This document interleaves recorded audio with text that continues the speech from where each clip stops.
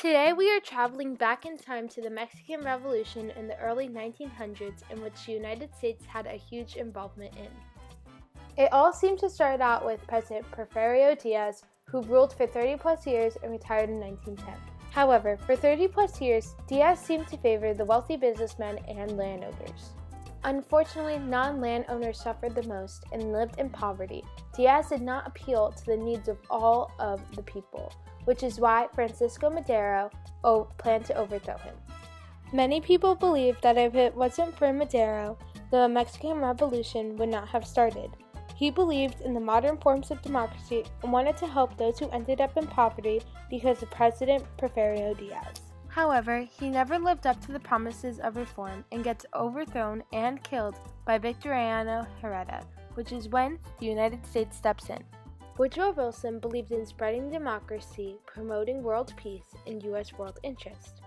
Therefore, when Huerta killed Madero to get the power of president, Woodrow Wilson refused to recognize a government of butchers because it did not fully reflect the wishes of the Mexican people.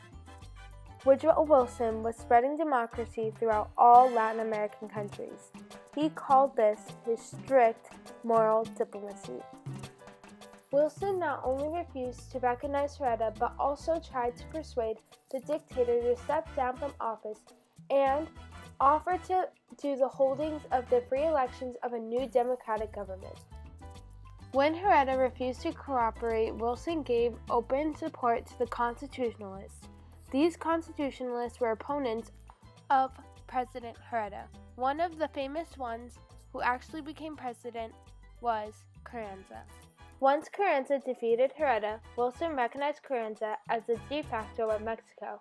However, many people were against him, including his chief rival and most colorful general, Pancho Villa. Pancho Villa killed 17 Americans at Santa Isabel to show that Carranza had no control of northern Mexico. Villa also tried to orchestrate a war between Mexico and the United States by raiding Columbus, New Mexico, and burning down the whole town.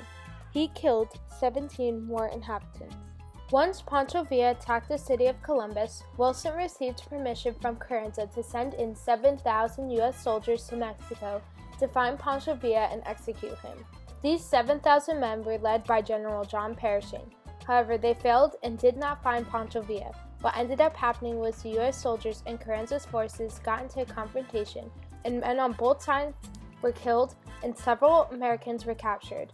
Wilson and Carranza discussed what happened, and they reaffirmed the securing of the Mexican borders. U.S. interference of the Mexican Revolution ended in 1917 because President Woodrow Wilson realized that they could not avoid being dragged into the European War.